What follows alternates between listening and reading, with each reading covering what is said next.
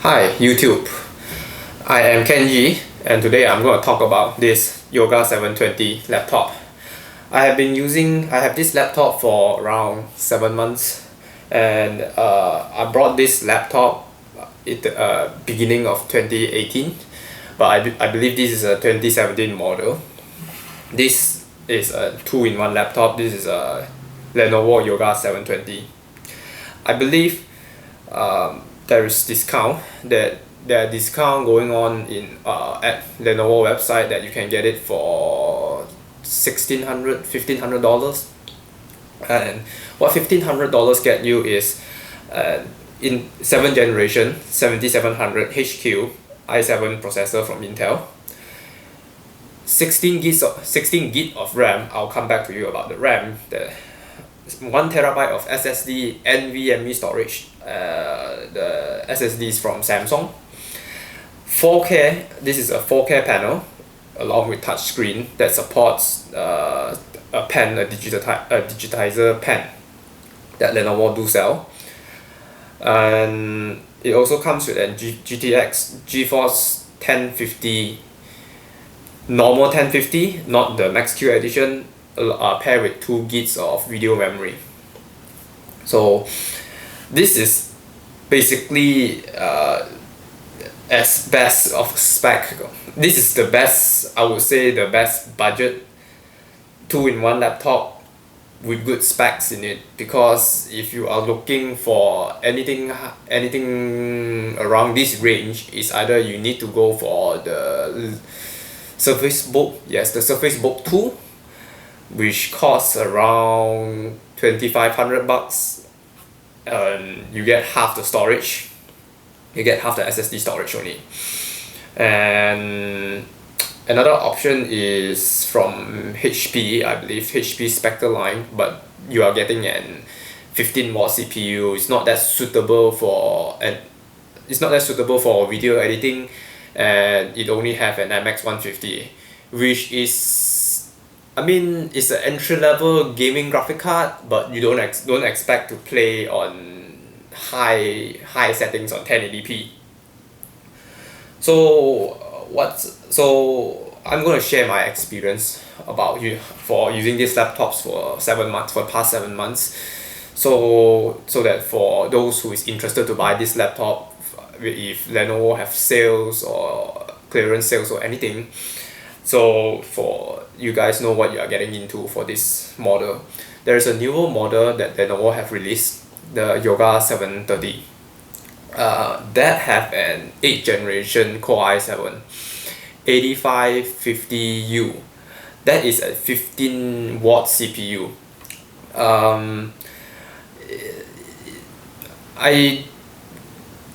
According to benchmark from other reviewers, it seems like it almost have the same performance as the 7700 HQ, but I think if you are going to be video editing and doing processor intensive tasks, I think it's better that you stick back to a 45-watt CPU, a 7th generation 45-watt CPU, because it gives you higher clock speeds. The base clock on the processor is 2.8 and it goes up to 3.8, while the 8th generation 8550U, it starts at 1.8 gigahertz and it boosts up to 4 gigahertz, and that boosts, and it does go up to 4 gigahertz, but the problem is that it doesn't stay there long enough unless you know how to overclock the processor safely, and it runs at a stable clock voltage. But not everybody is a computer geek, and not everybody is comfortable to do overclocking, let's just put it that way. So this is definitely not a perfect laptop, I would say. There is some ports limitation. There is only 2 full-size USB port. One is located on the right hand side. This is your full-size USB port. This is your Thunderbolt connection. This is according to other review sources, this is only an X2, not an X4. I don't know what's the difference between an X2 and X4. But if you want a Thunderbolt connection to extend your external GPU, there you have it. And the second full-size USB port and your charging port. So yes, there is no SD card slot for this laptop, which is kind of a missed opportunity because because this is a very good laptop for content creator.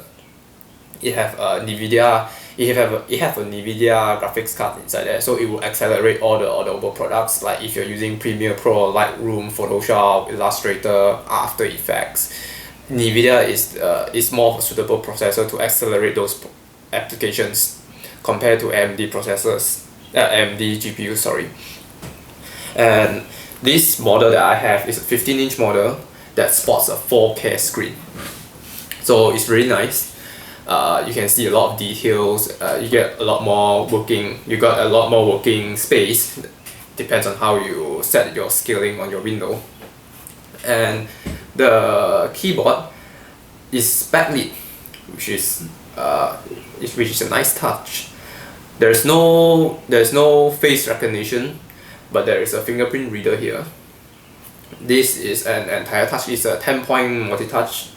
I believe it's a 10-point multi-touch screen, and it supports digital pen. There is two pen that Lenovo sells. One is the version 1, which is a little bit more plasticky, and the version 2 is a lot nicer, aluminium, and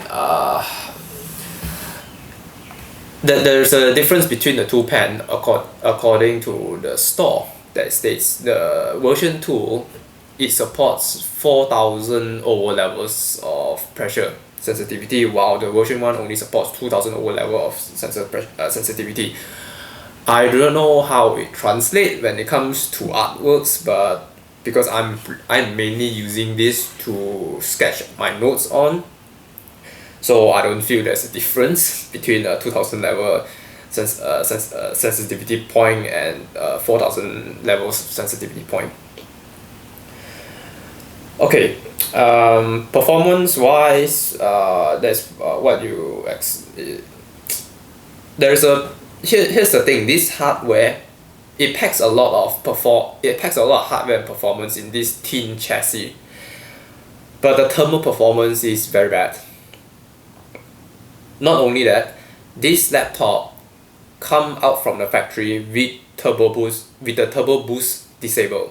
So you need to re-enable that using third-party software or other means of software that you are using or you can find in the internet, which is not surprising, because when you disable that turbo boost and you are rendering video, the computer will just thermal throttle all the way.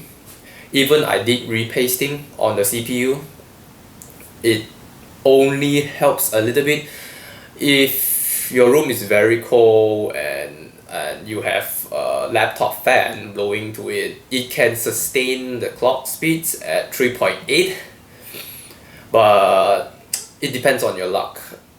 I rendered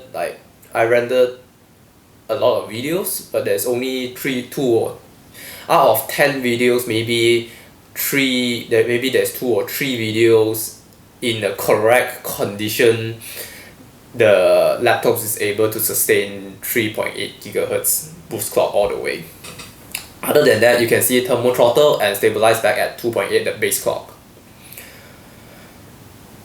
That's the thermal performance for this. The other thing is that the GTX 1050, I think this is a missed opportunity for Lenovo, because they included the 2 GB version of the 1050, not the 4 GB version of the 1050.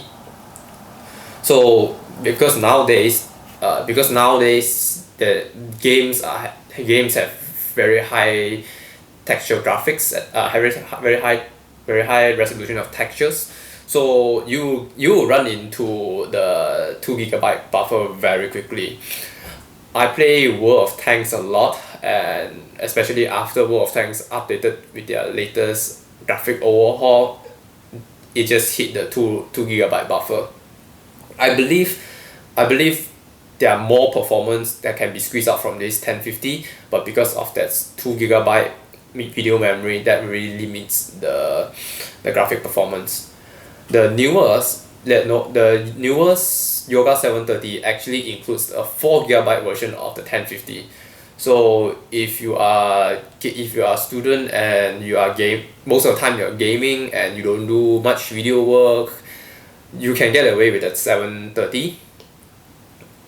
But if you're going to do video work and rendering, I think it's better that you stick back to the 720.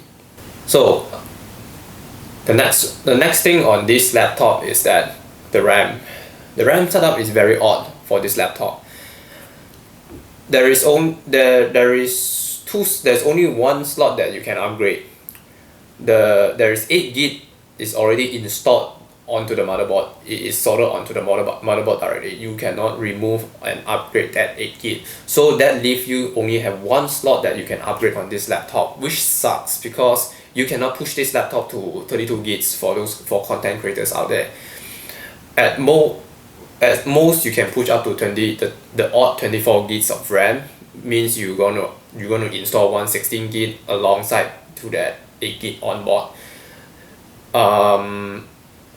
I believe all the 720 models have the same configuration for RAM because the motherboard is the same.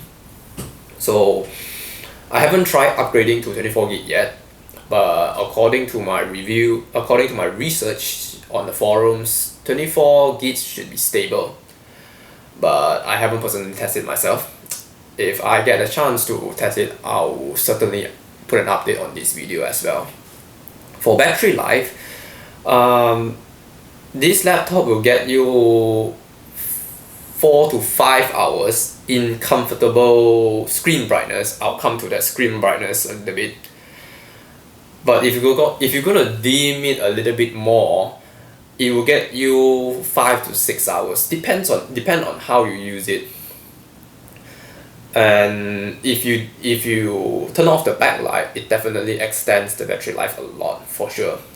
Okay, the screen brightness. This is definitely not the brightest screen in the world. If your desk is right beside the window, you might have to crank this screen brightness all the way to the maximum because the screen is just not bright enough. I remember the screen brightness only at 100%. It only tops out at 350 nits. For MacBook Pros, it tops out at 500. I remember. So it's not a very bright screen. But to be frank, for $1,500, there's not much you can complain. If you want a very powerful 2-in-1, but is not overpriced, the Lenovo lineup is kind of your only option at this point. I don't see any other manufacturers other than Microsoft have a 2-in-1 with a GTX 1060 or any specs higher than that. But the Microsoft Surface Book 2 is just overpriced to me, and it doesn't even have a Thunderbolt 3. So for $2,500, you can get a lot better laptops if you skip the 2-in-1 option. And I guess that's about it that I can think of to share. Thanks for watching, and I hope this video will give you a brief update on how the laptop performs in 2018. Thank you.